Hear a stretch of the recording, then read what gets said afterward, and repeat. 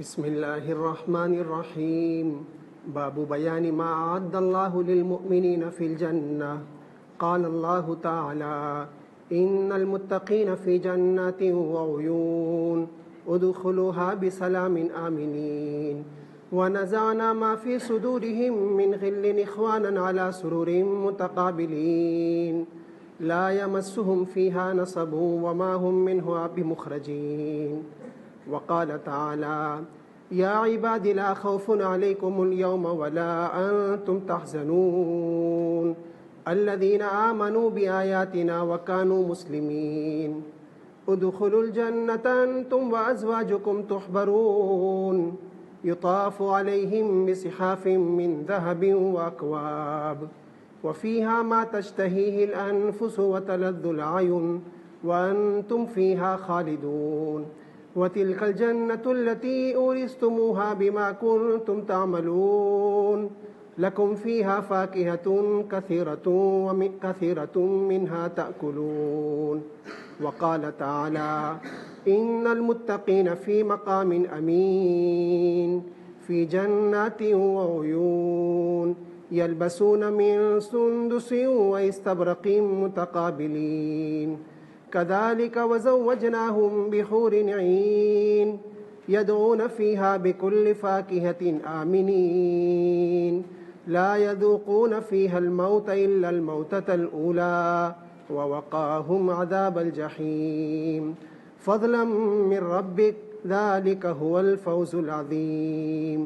وقال تعالى: إن الأبرار لفي نعيم على الأرائك ينظرون تعرف في وجوههم نظرة النعيم يسقون من رحيق مختوم ختامه مسك وفي ذلك فليتنافس المتنافسون ومزاجه من تسنيم عينا يشرب بها المقربون. صدق الله العظيم.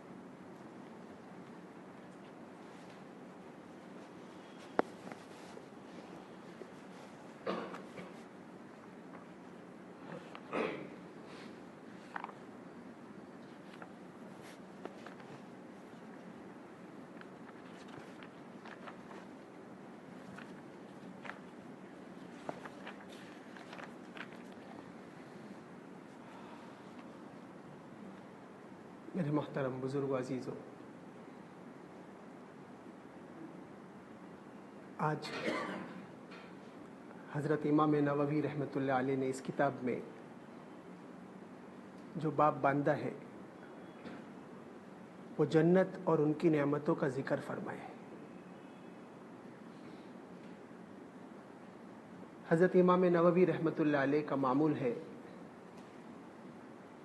آپ حضرات کو بھی اندازہ ہو گیا ہوگا جو حضرات مجلس میں پابندی سے شریک ہوتے ہیں، کہ بیان کے شروع میں سب سے پہلے وہ قرآن کی آیتیں لاتے ہیں،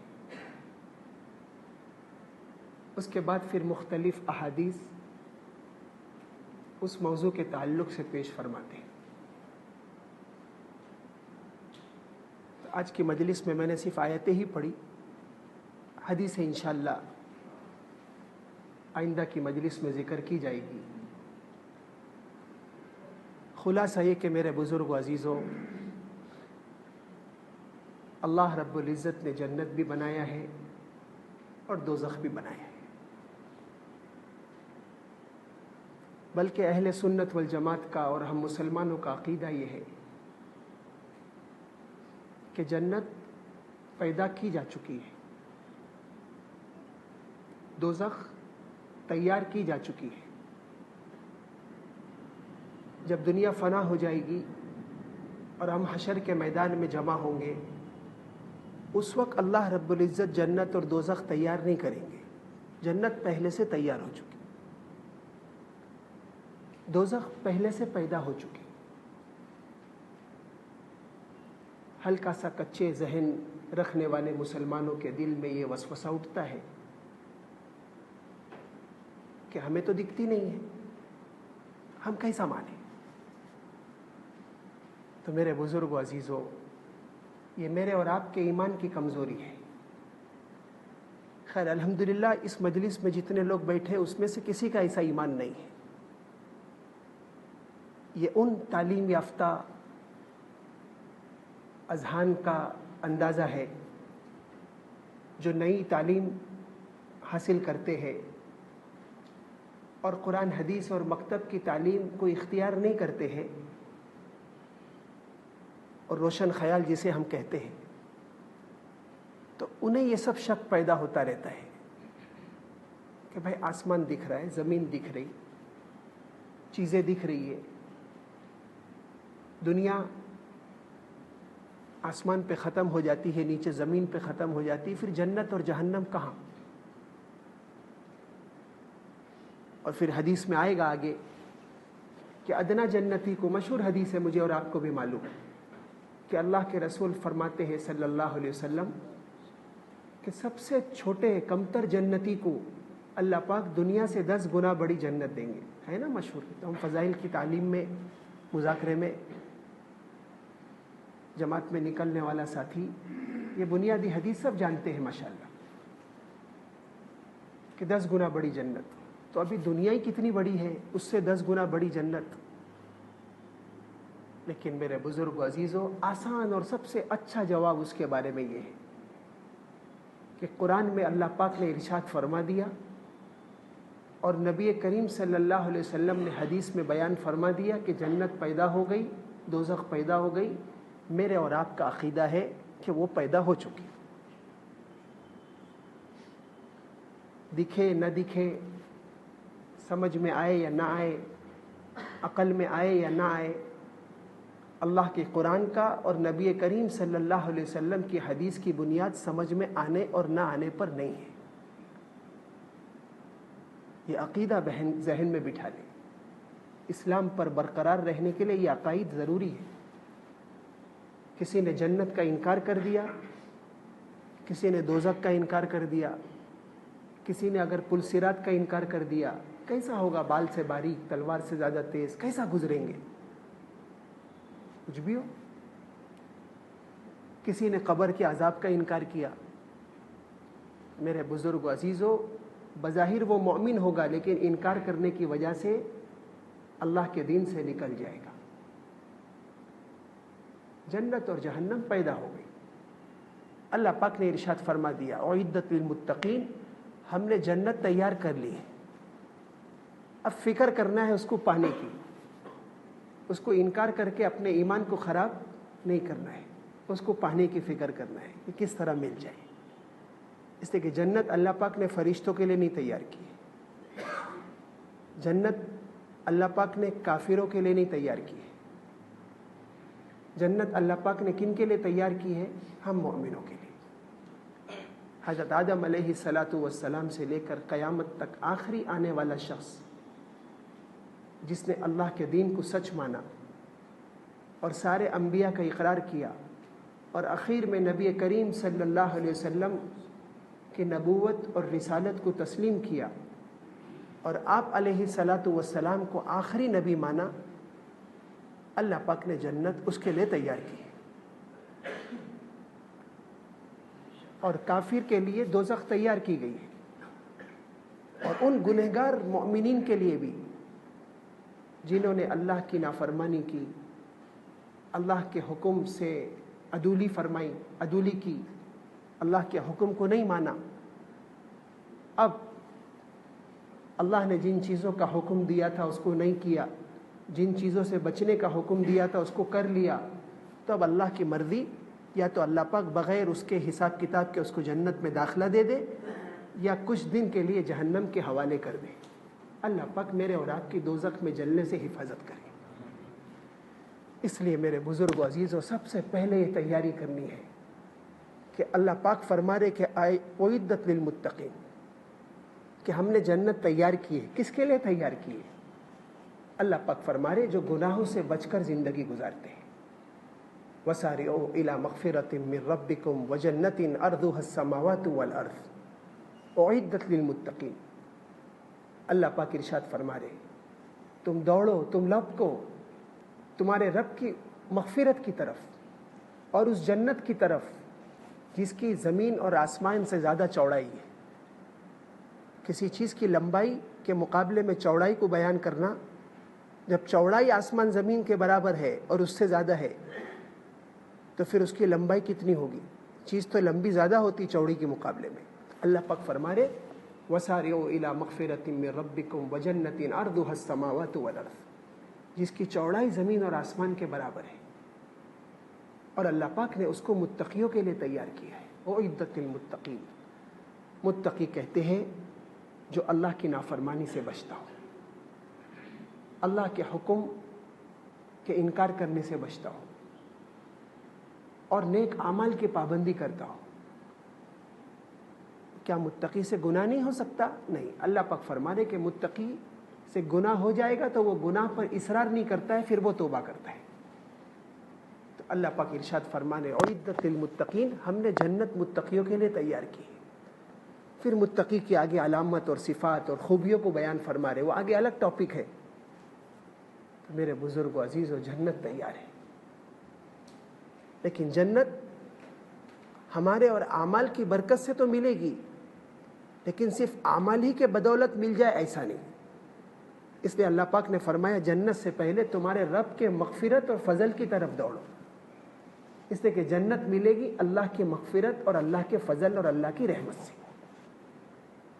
یہ اعمال جو ہم صبح شام کر رہے ہیں، نیک اعمال، اور ہم جو گناہوں سے بچنے کی مشقت اختیار کر رہے ہیں، مبارک ہو بہت، لیکن جو نیک اعمال کو کر لیا اور برے اعمال سے بچ ہی گیا، اللہ پاک اس کو جنت دے ہی دیں گے ایسا نہیں، دیں گے تو اپنے فضل سے۔ اس کو بھی واضح کر دوں میں، نبی کریم صلی اللہ علیہ وسلم سے ایک صحابی نے پوچھا ہے اللہ کے رسول صلی اللہ علیہ وسلم نے جنت کی تفصیل اور جنت کی بشارت سنائی کہ اللہ پاک نے جنت تیار کر رکھی ہے تم لوگوں کے لیے، تم اپنے رب کے لیے نیک اعمال کرنے والے بنو۔ لیکن اس صحابی کو اللہ کے رسول صلی اللہ علیہ وسلم نے فوراً ارشاد فرمایا کہ جنت میں صرف نیک اعمال کی برکت سے کوئی نہیں جائے گا۔ اس صحابی نے پوچھا ولا انت یا رسول اللہ، اے اللہ کے رسول صلی اللہ علیہ وسلم، آپ بھی جنت میں اپنے نیک اعمال کی برکت سے نہیں جائیں گے؟ کہا کہ نہیں، الا ان یتغمدنی اللہ برحمتی، مگر یہ کہ اللہ پاک مجھے اپنی رحمت کے چادر میں ڈھانپ لے۔ میرے بزرگ و عزیز و جنت تو اللہ کے فضل سے ملے گی، ہمیں کوشش کرنا ہے، گناہوں سے بچنے کا اہتمام کرنا ہے۔ گناہ کیا ہے؟ اللہ کی نافرمانی کو کرنا، جن چیزوں سے اللہ نے روک دیا ہے اس کو کرنا یہ گناہ ہے، اور جن اعمال کا اللہ پاک نے حکم دیا ہے، نماز کے، روزے کا، ذکر کا، تلاوت کا، اس کو نہ کرنا یہ بھی گناہ ہے۔ اللہ نے جن چیزوں کا حکم دیا ہے اس کو نہ کرنا یہ بھی تو نافرمانی ہے نا۔ باپ نے حکم دیا اپنے بیٹے کو کہ بیٹا فلاں چیز اس دکان سے لے آؤ، بیٹا نہیں گیا یا کہہ دیا نہیں جاؤں گا، تو نافرمانی ہوئی نا۔ کیوں؟ باپ نے حکم دیا، اللہ نے مجھے اور آپ کو نماز کا حکم دیا، تو نماز کو چھوڑنا بھی گناہ ہے۔ اور جن چیزوں کی سے بچنے کا حکم دیا، شراب سے، سود سے، زنا سے، جوئے سے، اس کو کرنا یہ بھی گناہ، یہ بھی نافرمانی۔ جیسے باپ نے اپنے بیٹے سے کہا بیٹا فلاں لڑکی سے مت ملنا، فلاں دوست سے مت اس کی صحبت میں بیٹھنا، وہ تمہارے لیے مضر ہے، باپ نے کہہ دیا۔ اب بیٹا اس کے پھر صحبت میں جا رہا ہے، اس سے مل رہا ہے، تو نافرمانی ہوئی کہ نہیں؟ بولو نا، نافرمانی ہوئی نا۔ تو جب باپ کسی چیز کا حکم دیتے ہیں اس کو نہ کرنے والا اپنے باپ کا نافرمان ہے، تو اللہ پاک جس چیز کا حکم دے اس کو نہ کرنے والا بھی باپ اللہ کا نافرمان ہے۔ اور باپ کسی چیز سے روک دے، منع کر دے کہ اس کے قریب نہ جانا، تو وہ اپنے باپ کے نافرمان ہو جاتا ہے اس قریب جانے کی وجہ سے۔ تو اسی طرح اللہ نے جن چیزوں سے منع کر دیا اس کو کرنے والا بھی اللہ کا نافرمان۔ بزرگو عزیزو، تو متقی کہتے ہی ہے جن چیزوں کا اللہ نے حکم دیا اس کو کر لینا، اور خاص طور سے جن چیزوں سے بچنے کا حکم دیا ہے اس سے رک جانا، یہ اسے متقی کہتے ہیں۔ تقوی اختیار کرو۔ تقوی گناہ سے بچنے کا نام ہے، معصیت سے بچنے کا نام ہے، اللہ کی منع کردہ چیزوں سے رکنے کا نام ہے۔ اللہ پاک فرما رہے جنت ہم نے متقیوں کے لیے تیار کی گئی ہے۔ میرے بزرگ و عزیزوں، اب اللہ نے جن چیزوں سے بچنے کا حکم دیا ہے اس سے بچنے کی ضرورت ہے تاکہ جنت ملے. جنت ملے گی تو اللہ کے فضل ہی سے, وہ تو ذہن میں رکھنا, لیکن اللہ پاک انہی نافرمانی سے بچنے کی برکت سے دے دیں گے. اور جن اعمال کا اللہ پاک نے مجھے اور حکم دیا ہے ان اعمال کو کرنے کی برکت سے اللہ پاک دے دیں گے. میرے بزرگ و عزیزوں, اللہ پاک نے جنت اور اس کی نعمتوں کو بیان کیا. یہ حدیث اخیر میں کتنی حدیثیں ہیں, کتنی روایتیں ہیں, ہم اتنی حدیثوں کا ترجمہ بھی نہیں کر سکتے, بہت لمبے دن چلے جائیں گے. شارٹ میں بھی اگر بیان کیا جائے تو بھی اس کو 2-3 ہفتے جائے گا. اللہ نے اپنی نعمتوں کو قرآن میں جنت کو بیان کیا ہے.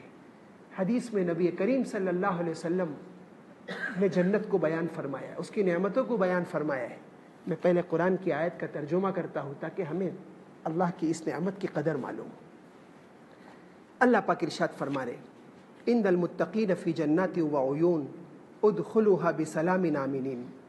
بے شک وہ لوگ جو اللہ سے ڈرتے ہیں یعنی گناہوں سے بچنے کا اہتمام کرتے ہیں وہ باغات اور چشموں میں ہوں گے, اور ان سے اللہ تعالیٰ کی طرف سے کہا جائے گا ادخلوها بسلام آمنین, ان باغات میں سلامتی اور امن کے ساتھ داخل ہو جاؤ. باغات سے مراد جنت, اللہ پاک حکم فرمائیں گے جنت میں داخل ہو جاؤ. تم زندگی بھر گناہ سے بچتے رہے, میں تم سے خوش ہو گیا, میں نے تمہاری مغفرت کر دی, اللہ پاک ارشاد فرمائیں گے.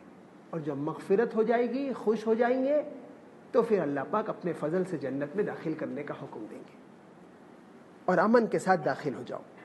وَنَزَعْنَا مَا فِي صُدُورِهِم مِّن غِلٍّ إِخْوَانًا عَلَى سُرُرٍ مُتَقَابِلِينَ. اور باری تعالیٰ فرماتے ہیں کہ ان کے داخل ہونے سے پہلے ہم ان کے دلوں کے اندر سے ایک دوسرے کے متعلق جو میل اور خفگی ہوگی وہ سب نکال دیں گے. وہ بھائی بھائی بن کر اندر داخل ہوں گے. دنیا میں کبھی کسی سے چپکلش ہو جاتی ہے نا, تعلقات خراب ہو جاتے ہیں, چھوٹی موٹی باتوں پر بھی آدمی ایک دوسرے سے ناراض ہو جاتا ہے. تو جب جنت میں دونوں ناراض ہونے والے بھائیوں کو جب داخل کریں گے تو اللہ پاک ان کی ناراضگی کو پہلے ختم کر دیں گے, اس لیے کہ جنت ناراض ہونے کی جگہ نہیں ہے, جنت کینہ کھپٹ کی جگہ نہیں ہے.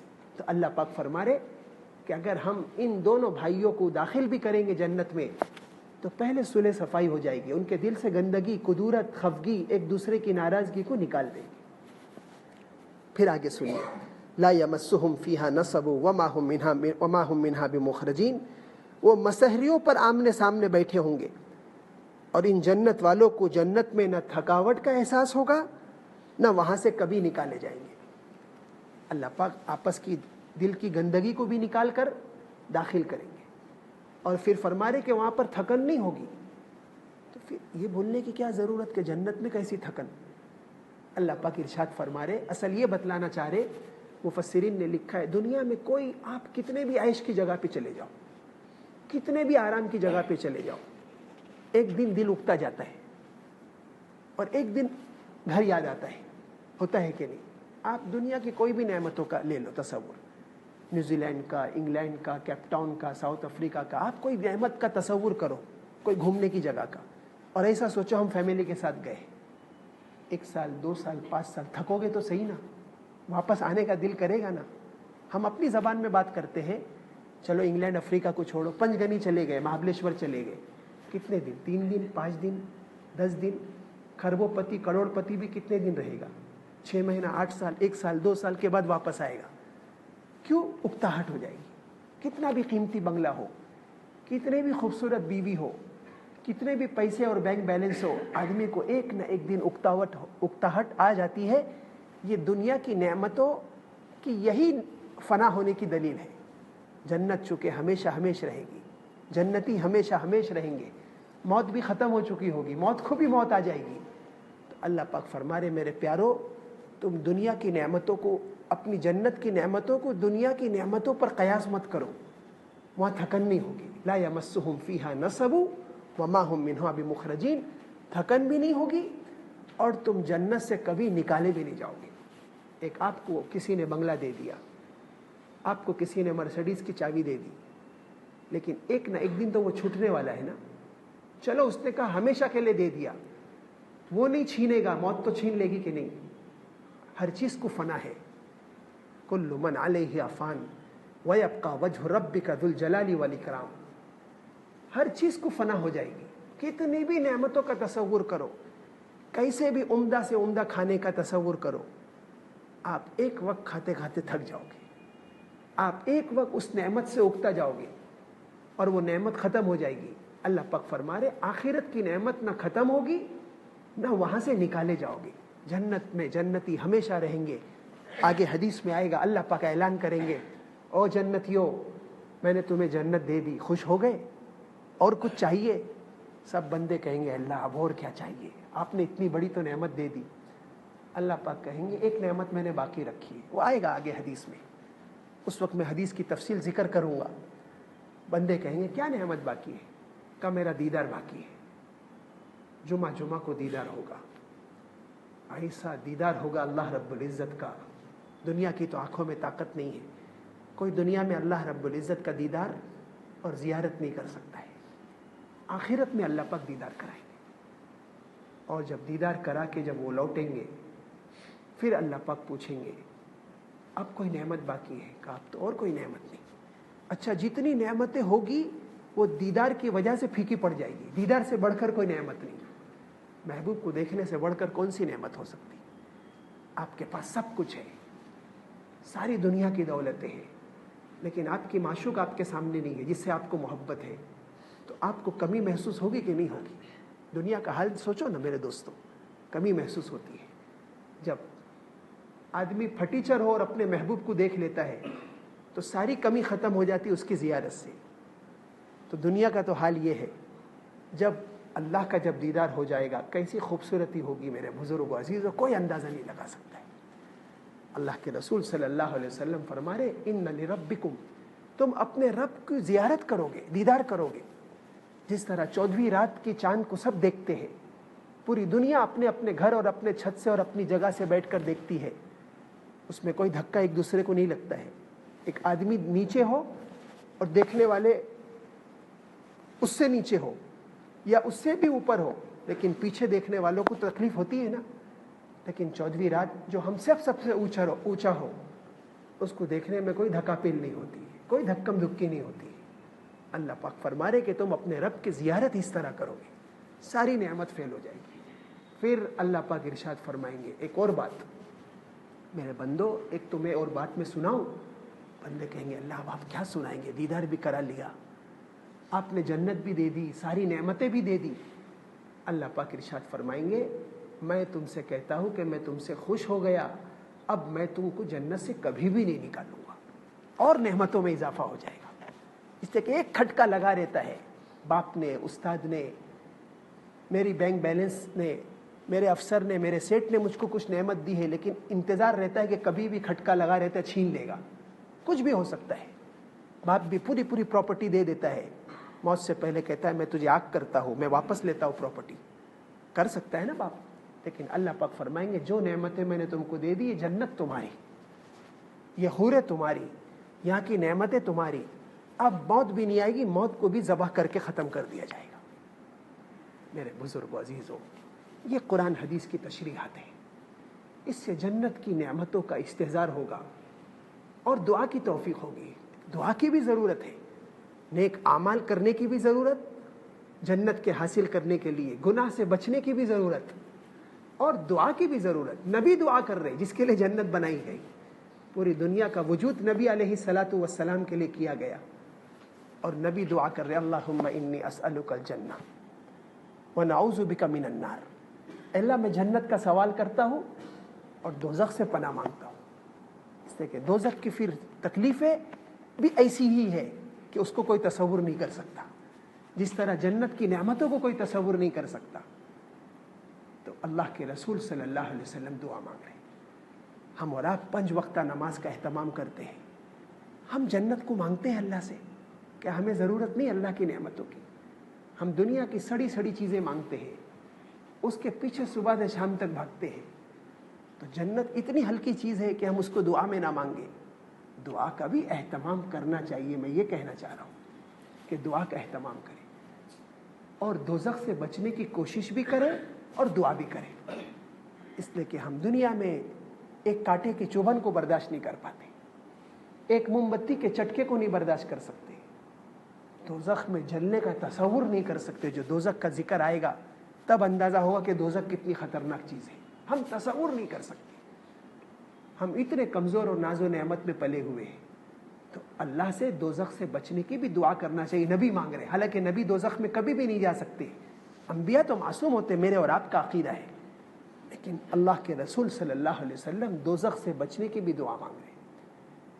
ہمیں اور آپ کو بھی دعا کی ضرورت ہے کہ اللہ ہم جنت کا سوال کرتے ہیں, دوزخ سے بچنا چاہتے ہیں, اور ان اعمال کا سوال کرتے ہیں جو جنت میں لے جائے, اور ان برے اعمال سے بچنا چاہتے ہیں جو دوزخ میں لے جائے. عربی میں نہیں آ سکتی ہے دعا, اردو میں تو مانگ سکتے. اس کے بھی اہتمام کرنے کی ضرورت ہے. اللہ ہم جنت کے محتاج ہیں, آپ کی نعمتوں کے محتاج ہیں, آپ کے دیدار کے محتاج ہیں. اور دیدار پہ ایک بات کہہ کر اپنی بات ختم کرتا ہوں میں. اللہ کے رسول صلی اللہ علیہ وسلم کی حدیثوں کی تشریح کرنے والے, جنہیں ہم اور آپ محدثین کہتے ہیں, اسلامک اسکالر, ان حضرات کا کہنا ہے, کتابوں میں لکھا ہے کہ جنت میں دیدار تو ہوگا سب کو, لیکن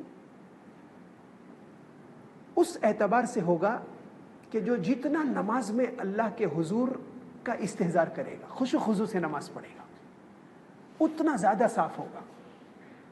ایک آدمی, میں آپ کے ساتھ بیٹھ جاؤں, دور یہاں تو دیوار ہے, اگر دیوار نہ ہو دور ایک آدمی دکھ رہا ہے, تو ہمیں اور آپ کو 500 میٹر سے صاف نہیں دکھ رہا ہے, اور قریب ہوں گے ہم اور آپ اور صاف دکھے گا. 100 میٹر سے بھی دکھے گا, 50 میٹر ہو جائیں گے اس کے قریب اور صاف دکھے گا. بالکل قریب جس طرح ہم اور آپ بیٹھے ہیں اور صاف دکھ رہا ہے نا. تو جس کی نماز جتنی زیادہ پختہ ہوگی اور اللہ کے حضور اور اللہ کے استحضار اور خشوع خضوع کے ساتھ نماز کا اہتمام کرے گا, اتنا زیادہ دیدار اس کو صاف ہوگا. جس طرح ایک دور سے ایک آدمی دیکھتا ہے کسی دوسرے کو, اور ایک قریب سے دیکھتا ہے, تو دیکھ تو رہے دونوں نا, ارے دیکھ تو رہے دونوں, بلکہ ہم سب دیکھ رہے. آنکھوں کی روشنی ہم سب کو دی ہے اللہ پاک نے, لیکن آنکھوں کی روشنی کسی کی تیز ہوتی ہے, اس کو زیادہ صاف دکھ رہا ہے, کسی کو اس سے زیادہ صاف دکھ رہا ہے, اور قریب ہونے کی وجہ سے کسی کو بہت زیادہ صاف دکھ رہا ہے. تو اس طرح دیکھیں گے تو سب, لیکن سب سے زیادہ واضح, سب سے زیادہ صفائی کے ساتھ دیکھنے والا وہ شخص ہوگا جب نماز کا جو اہتمام کرتا ہے اور خشوع خضوع سے نماز پڑھتا ہے. اللہ پاک مجھے اور آپ کو خشوع خضوع کی بھی دولت سے نوازے. میرے بزرگ و عزیزوں, آئندہ ہفتے پھر کر لیں گے. اللہ پاک مجھے اور آپ کو جنت عطا فرمائے, جنت والے اعمال کرنے کی توفیق نصیب فرمائے. اللہ پاک مجھے اور آپ کو دوزخ کی مشقتوں سے بچانے کا فیصلہ فرمائے, اور دوزخ والے اعمال کرنے سے اللہ پاک میرے اور آپ کی نسلوں کی اور پوری امت کی حفاظت فرمائے, اور خصوصاً گناہ سے اللہ پاک بچانے کا فیصلہ فرمائے. وآخر دعوانا ان الحمد للہ رب العالمین. سبحان اللہ و بحمدہ, سبحانک اللہم و بحمدک, نشہد ان لا الہ الا انت, نستغفرک و نتوب.